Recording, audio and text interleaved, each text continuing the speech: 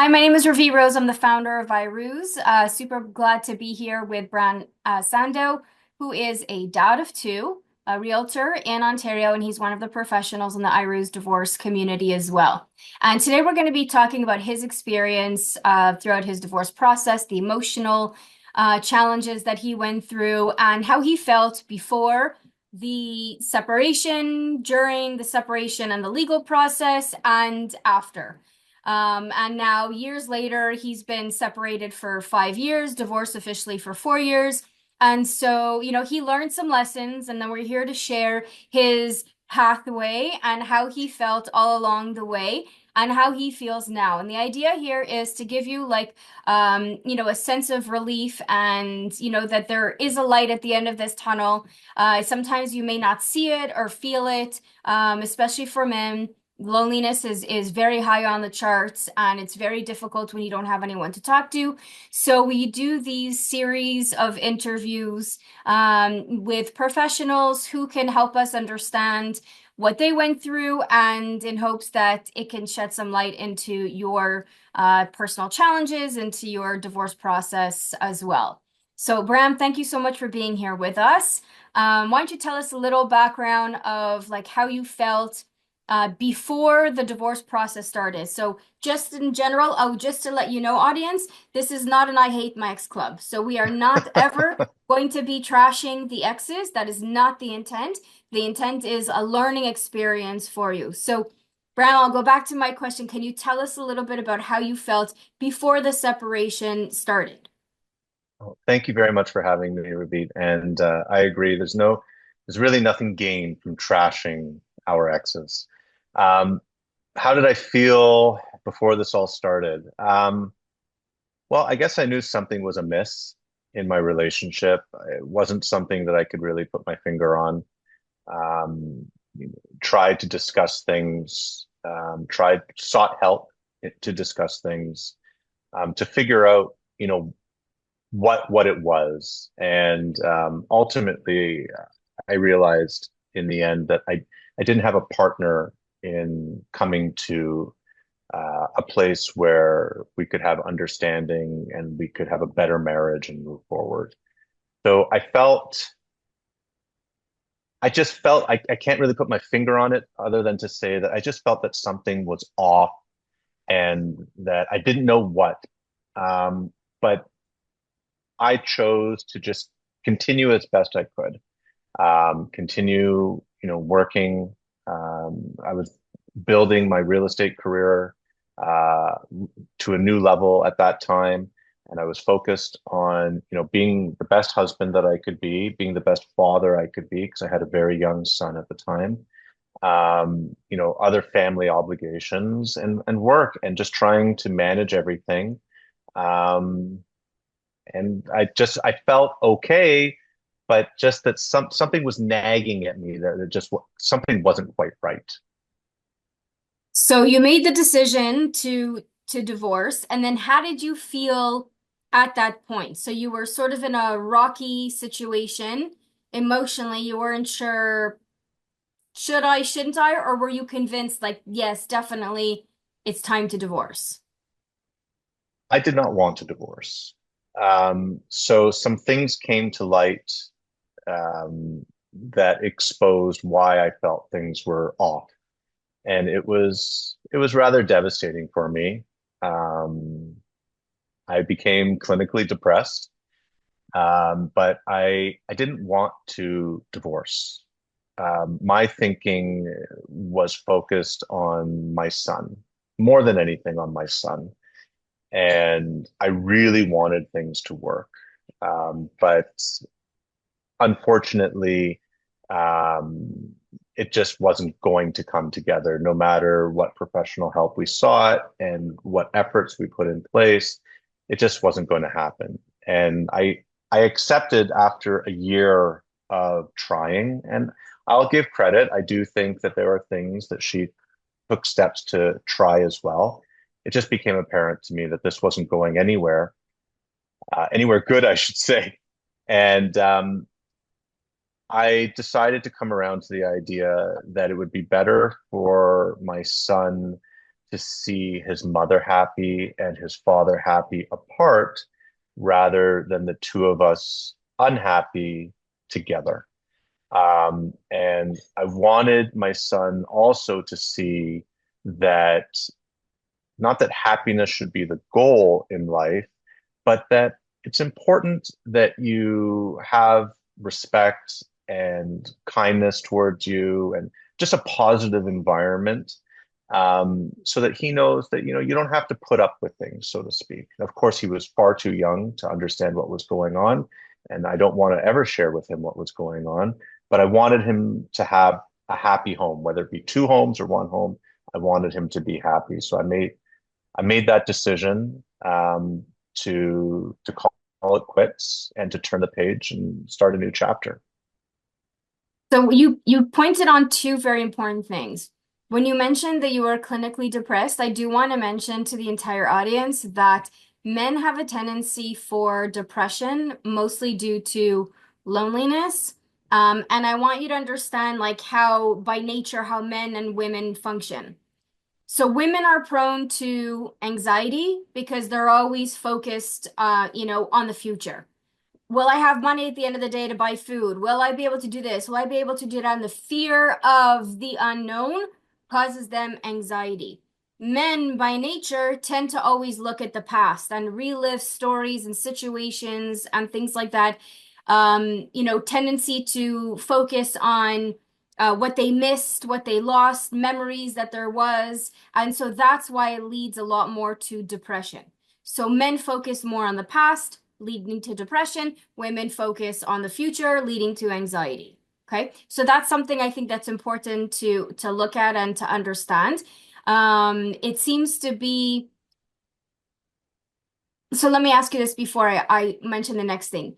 When you decided to pull the plug, call it quits, as you mentioned, did you get help from a therapist, a divorce coach, some sort of support system? Besides your friends and family, some professional help. No, I didn't, and I really think that that's something that would have been beneficial to me had I chose that path. The thing for me was that, you know, I find amongst people, divorce and separation, it's sort of like a bit of a taboo subject in a way. And I, I'm embarrassed to say that I really wasn't aware of all the areas of support that were available to me. So if there's something that I learned from the experience, it would have been to look for more help. Um, I had a tendency to try and do things on my own. And I would definitely say to anybody who is in a situation where they're either going through a separation or a divorce, or they're contemplating a separation or a divorce, don't be shy, seek help. There are a whole plethora of wonderful professionals who are trained and have the skill set to give you support and guidance on what you can do and how to manage the situation. So I agree with you. And when I got divorced like 14 years ago, there wasn't as much around as well. You had therapists, but there's a very big difference in therapy and divorce coaching. So therapy focuses like on the past.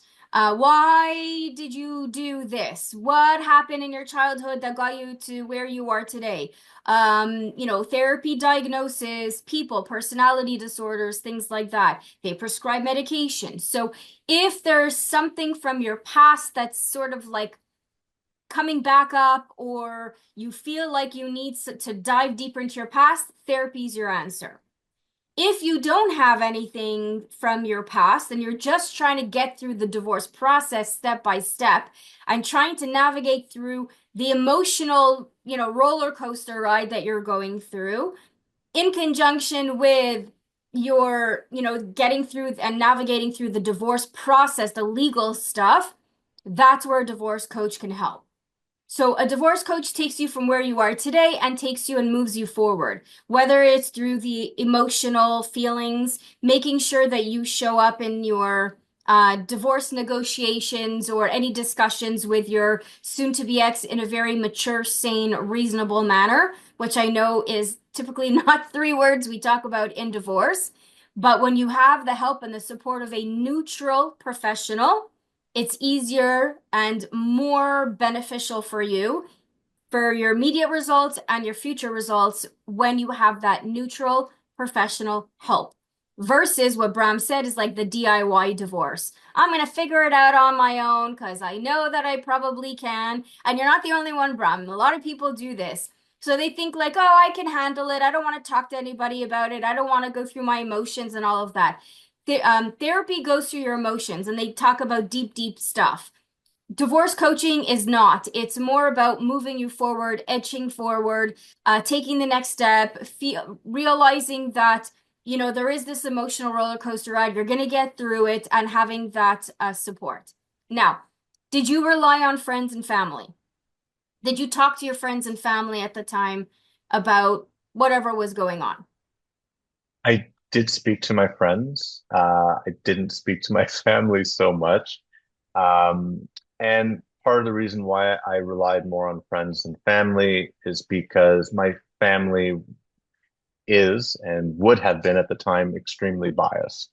And I didn't need people around me to reinforce what I was already feeling or saying. I just kind of wanted someone to listen to me and to maybe provide a perspective that I wouldn't have otherwise considered. Again, hindsight being 2020, I think a divorce coach would have been a fantastic asset for me to have at the time. And I would encourage anybody who is in a position where they're contemplating separation or divorce to seek out professionals such as divorce coaches who can really help. But for me, it was mostly friends because as much as they did have a bias, they were primarily my friends. They were more open to listening and providing more constructive feedback. So what I always tell people is when you're going through a divorce process, your friends and your family are going to be biased. Hands down, they're going to give you the advice that they would do if they were in your shoes, or they want you to win at all costs and have the other person lose at all costs. So it's not really neutral advice. I took a lot of advice from my friends and family and made colossal financial mistakes. Because the way that we think in the emotional world is not what happens in divorce. It's like two different worlds. Like a lot of people think the logic side of like, well, a judge has to say this and that. That has to happen that way because it's the only great thing for the kids. But in reality, when you're dealing with divorce and settlements in court, it is not the logic that trumps ever. So you can't Yeah. assume that what you think is what you're going to get. When you work with a neutral coach, they give you like the good, the bad, and the ugly. And then they say, okay, well, now it's time for you to figure out what you want to do because you make the decision. So that's how it could have been helpful at the time. And don't worry, Bram, because I made a whole load of mistakes as well. Um, I think we all do. And you know what? Making mistakes isn't so much a bad thing. I always want to look at things from the perspective of I don't want to keep making the same mistake. You make a mistake because you're doing the best that you can. You learn from the mistake so that you can do better the next time. And there are going to be times when we'll make that same mistake again, but we want to take away a lesson learned from it so that we can become better and not continue to make that mistake or follow that pattern of behavior. Absolutely. Okay, so let's fast forward to your divorce process. You're in the emotional roller coaster, all the stuff's going on. You're trying to navigate the legal side, maybe the real estate, whatever you guys had to do. How were you feeling at that time? I was a mess. I, I I know it's very succinct, but I was a mess. And the thing that really at the time bothered me more than anything was that, and I never felt there was going to be any justice. And through speaking with other people who I help who are dealing with separation and divorce, um, it seems to be something that is rather prevalent, that people are looking for justice. And, we all have in our minds a sense of what that might look like. For me, it was very difficult because I knew that I was never going to get satisfaction, that there would be sort of a sense of justice. And that was my biggest obstacle to finding peace with myself, was letting go of the fact that, not of what had happened between me and my ex, but just accepting the fact that it's over. I'm not going to get the type of closure that I would really like. I'm not going to see the type of justice that I would really like to see, but that I'm going to have to move on, um, and start over. Not as a blank slate, because I'm a grown man. I've already achieved certain things, but in a lot of ways, you are starting fresh. You're turning the page and beginning a new chapter. So when you say justice, what does that mean to you? What was that conversation like in your head? What was justice for you? Well, there were some things that had transpired which I found to be a complete betrayal. Um, and there was just not going to be any, there wasn't going to be any consequences.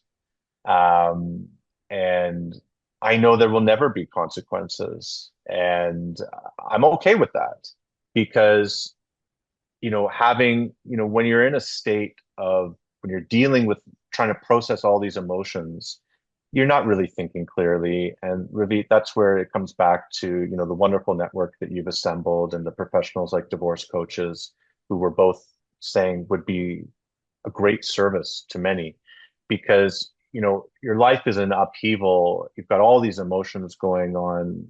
I don't want my children, my son, to ever know what happened. Because it's, but you think about it quickly when you're in that state, and that would be help bring you a sense of justice. But the reality is that it's not going to. The reality is it's only going to hurt that little boy or little girl, if that be the case. And that's who you want to protect and cherish more than anything. So there were no consequences for what happened, other than our marriage falling apart and us going our separate ways, which turned out to be what she wanted. So, even today, there was no consequence. I don't get a sense of justice from, the result of what happened. But what I do have is an opportunity to move on, with a new life, so to speak, and to have what I do have now, which is a wonderful co-parenting arrangement, where my ex and I both put our son first. We love him very much. And, the personality clashes that we had, and the differences of opinions and all that other stuff, that's over. That's long gone. I'm very fortunate that I've been able to move past all that and to just focus on what's really important, which is, our shared son, and moving forward with a new life. Okay, so let's be frank for a second, okay? I want to dive into something. So when you said that, I knew that there wouldn't be justice at the time. If you look back now, 4 years ago, was that need for the justice coming from ego? Was it coming from, I want her to feel sorry or bad or whatever for something that happened, or something that transpired? Yes or no? I felt rotten, and I wanted her to feel it too. That's it. I wanted her, I was really, really suffering, and she didn't appear to be. And I wanted her to suffer. I wanted Okay. her to feel shame. And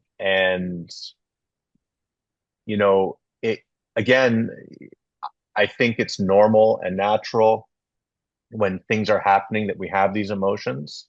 Um, I also think that the healthy thing to do is to process them and move past them.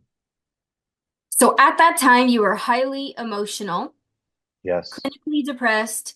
All you wanted was revenge. You wanted to feel the sense of, I will feel better about myself if people know, if the world knows, if she starts to feel the pain, whatever it is, right?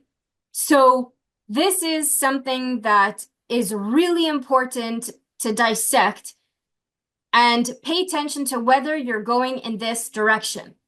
Because Bram felt that way before, and now he tells us, now we have a great co-parenting relationship. Now it's about my son. Now it's about leaving a solid divorce legacy behind to my son. It's about making sure that my son doesn't grow up knowing what happened to his mother and I, but just realizing this is his life. Two parents, two homes, two separate situations, and that's just his new normal. So you see how you went from this like ego place, this highly emotional place, I want her to suffer, to now, 4 years later, saying, you know what, it's actually okay that that it wasn't exposed because now we have a good co-parenting relationship. I guarantee you that if Bram, if you would have really made her suffer, the chances of you being able to co-parent and be able to rebuild and restructure your life would have been lower. Your percentages would have been lower statistically to be able to go on and rebuild your life. And if I'm correct, you are engaged to be married, right? So you're rebuilding life now, let's say 3.0, right? So 1.0 is with the wife, 2.0 is a divorce, 3.0 is starting from brand new. So when you were in this divorce state, highly emotional, all that, did you feel like you were ever going to remarry? Did you feel like you were ever going to find another woman and be happy and have that family dynamic that you wanted? No. To be quite to be quite frank, I kind of accepted the fact that I would be a single dad for the rest of my life. I was not very trusting of myself to make good decisions with romantic partners. Um, and I was very concerned about what that might look like for my son. I agree with you 100%, Ravi, with what you were saying about how it wouldn't have been productive, not only for the relationship to co-parent with my ex and for my son, but it wouldn't have been productive for myself to It's hold on to certain feelings and whatnot because it creates a roadblock in your own life. And that doesn't mean that it's easy or that people should just let go and forgive or forget. I don't mean to suggest any of that. There's work that needs to be done. It's easier for some than it is for others. It's all situational dependent.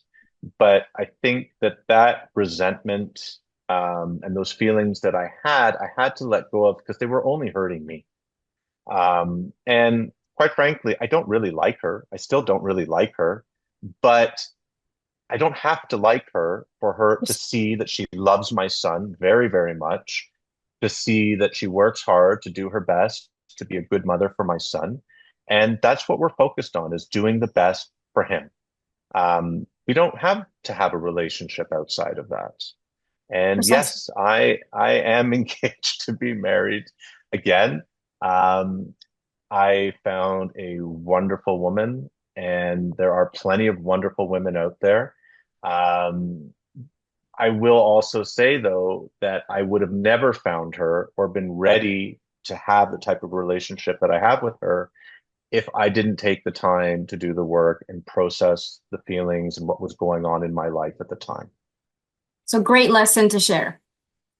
If you're feeling like there's no light at the end of this tunnel and you say to yourself or you catch yourself thinking things like, I'm never going to meet someone again. I'm 45, I'm 50, or whatever, a whole bunch of excuses and reasons. I have to tell you that if you go in with that mentality, the chances are of you meeting this wonderful woman is not going to happen.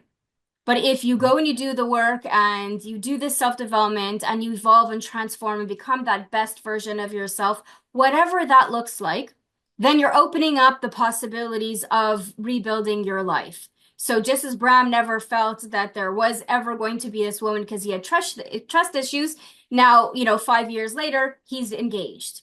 So when we're in this doom, loom, darkness of divorce, of depression, of loneliness, of this chaos and all of that, it's only natural that you're thinking all the negative stuff.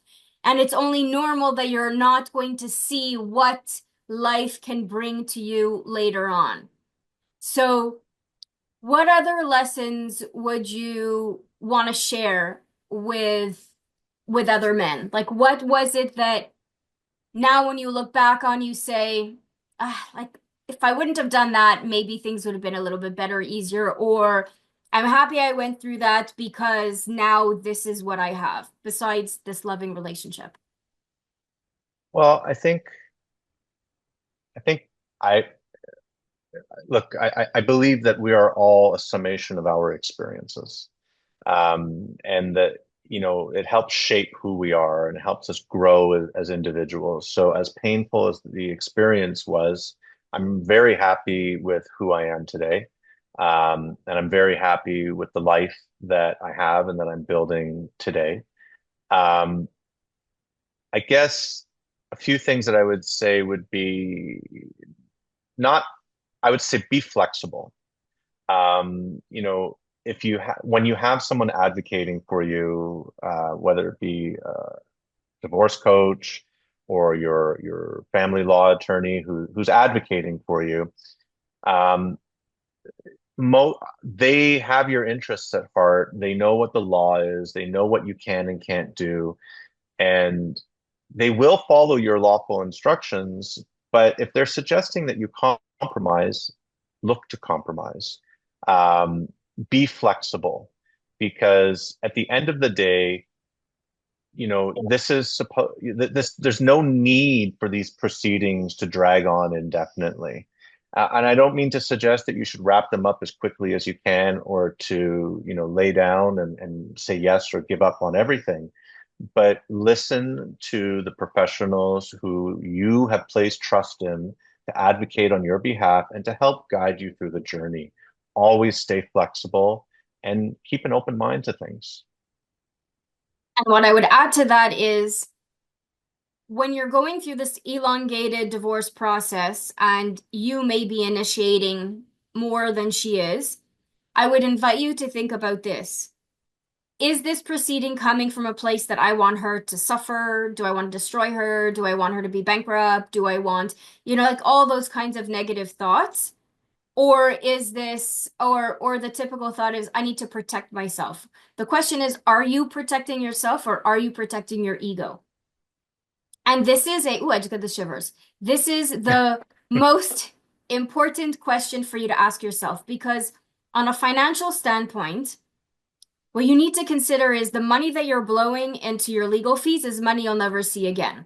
So if it's Yeah. costing you 20, 30, 100 grand, at that moment, you're not thinking about the money. But I guarantee you, 1,000,000%, and I will put my money on it, when you get out of your divorce process and you look back at all that money you just wasted and blew away and said, I could have bought a house with it. I could have been a down payment. I could have done this and that. I could have gone on vacations. What a waste of money. I thought I was going to get X, Y, Z end result, and I didn't get those things. There is no winning in a court situation. The only thing that you could win at is you.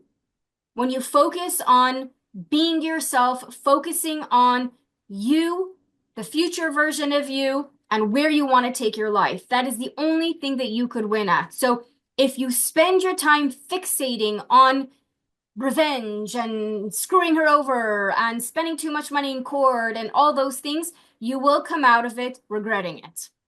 It's always like that. Everyone comes out regretting it. So think it through.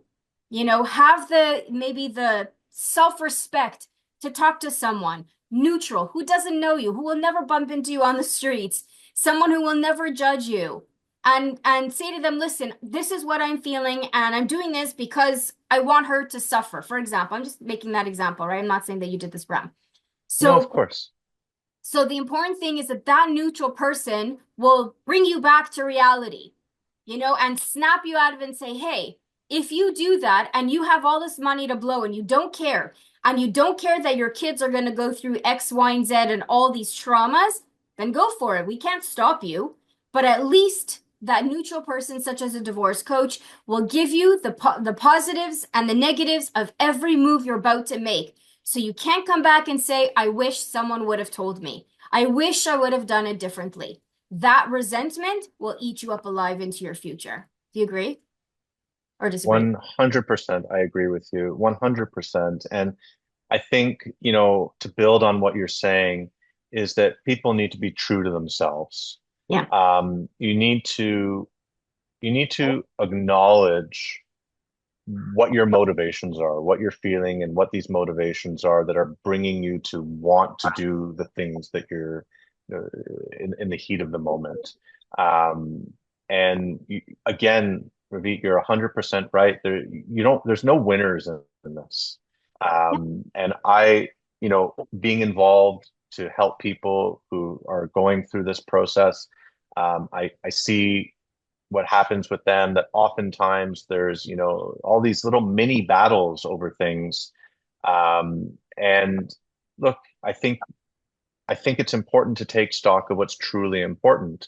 If something is truly important to you, then yes, you should fight for it. But be honest with yourself about why you're fighting and what it is that you actually want. And that's an important point to come back to as well, is that what do you really want? Think about that. And if you can do it on your own, fantastic. If you need support, don't be shy to seek support, to peel away the layers, to get to the core of what it is you really want. And if you focus on that, a lot of the stuff that's happening around you will kind of fall away to the wayside, so that you can move forward in a direction that is going to be most beneficial and positive for yourself. So that you can rebuild and restructure your life in the way you want it to be. Yes, yes, 100%. Because divorce is what I always say, it's a golden opportunity to sort of like a great version of a midlife crisis. This is your opportunity to rebuild at an older age, more wise, more mature, and to Yeah. rebuild yourself into what you want. So let's say the first half of your life didn't go as planned, or maybe it started off and then it trickled down. Now you're older, you're wiser, you're more mature, and now the next woman that you're going to be choosing is going to be someone who you're more aligned with. So maybe you disconnected with your wife, or I'll sort of give you this quick analogy. And this is very general, so apply it, at ease into your life. So when we're in our 20s, we're going through university, and we have like some very simple relationships, maybe some breakups, but nothing overly traumatic. Then we decide to get married in our late 20s and our 30s, and then we go into building our family life, like the kids, the white picket fence, the house that's starting to work, all of that, rebuilding and building up a career. Then we go into our 40s, and the kids are a little bit more grown up, less of the baby stage and the non-sleeping nights. Then we go into starting to focus more on careers. And this is where people start to step back and go, oh my God, wait a minute. Is there like this disconnect with, my spouse? And this is often where people realize, like, hold on a second, I'm here and the other person is here. So now there's this giant disconnect, and you say to yourself, well, is there a possibility for us to align ourselves? Which is when you ask yourself, can we stay married? Do we even have what it takes to stay married? Or are we two completely different people? And so often when you get divorced, it's because you realize that you are not aligned anymore, and there's nothing you could do to align because you're very different from the person you were when you were in your 20s. And that only makes sense. We were so young and so immature, and we didn't know and didn't have experiences in life, and we had no idea what we were doing. We didn't even, like I always say, we don't know how to marry, and we certainly don't know how to divorce either. Nobody taught us how to marry, how to pick the right partner, what is love. It was like this delusion of like, of like what love is supposed to be and all of that. But we didn't know, and nobody helps us to like keep that relationship and maintain that respect and maintain that alignment. So you get to a certain point that you wake up and you're like, oh, wait a minute. We're two different people. It doesn't make any sense. And that is where this disconnect happens. When you come to that realization that it just doesn't work. So I'm of the belief that divorce is not the end of the world. Sometimes I think it is like the best thing that could happen to a couple, because you're better off, and you touched on this, Bram, before, because you're better off being in two separate happy homes than one miserable home where your kids hear you arguing, they see that you're depressed, they see you're sleeping on the couch or you're not at home at all, and Yeah, then you're teaching them what relationships should not be. A relationship should be love, it should be intimacy, it should be mutual respect, trust, all those things that matter. It's not supposed to be we don't get along and it's okay because we're going to tough it out. That's my opinion. I don't think that's what children should be growing up learning because then they're going to mimic that behavior when they get married and say, oh, it doesn't matter if we don't get along. My dad never slept in my mom's bed. He was always in the basement or he was never home. That's not good values to instill in them. So sometimes we feel like we're protecting the children by staying together, but in fact they're looking at what you're doing and they're going to mimic that behavior. To them, it's going to be normal. 100%. I couldn't agree more with what you're saying. 100%. It's so important to present the example of what you want for them. Yeah. 100%. Lead by example, focus on your divorce legacy. What do you want your children to say about you and your divorce? So I ruse, the word ruse stands for, it's a British term for I praise myself. I'm happy about the way I did things. So everything we do is to help you say, I ruse through my divorce. What does that mean? We want you to be proud of what steps you're taking. We want you to look back and say, my divorce or my marriage, fell apart. My divorce was not great. It was emotionally hard. It was harmful to me, da da da da da da. But I did it the right way. I'm proud of what I did. So, Bram, this is what you did. You ruse through your divorce. So, you had that hard time. You had all those reasons that was weighing you down, pulling you down, but you focused on your son. And now you left a solid divorce legacy behind to your son. And your son, one day when he's older, will say, yeah, my parents got divorced. I remember there was a little bit of tension, but nothing serious. And now they're co-parenting and life is great. That's That's my hope. And that's exactly what I think that all of us mature, sane, and reasonable parents should be doing and what we should be focusing on. That is probably the greatest lesson that we have to share today. Anything else you want to share with us? Anything else that's on your mind? Um, I really appreciate the chance to have this discussion with you. I hope that it reaches people and that people really take the time to think about what they're doing and why they're doing it. Oftentimes, I can't imagine much else that's more emotional than going through this process. So, the knee-jerk reaction is to follow the emotion. And what I'd say is to really take the time, slow down, think about what you're doing and why you're doing it. I think it's very important. Slow down, think, and always ask your why. Always ask your why. Love it. Thank you so much, Bram, for being here. Thank you all for watching. Until the next time we speak, I wish you all a day that matters. Take care, everyone. Thank you.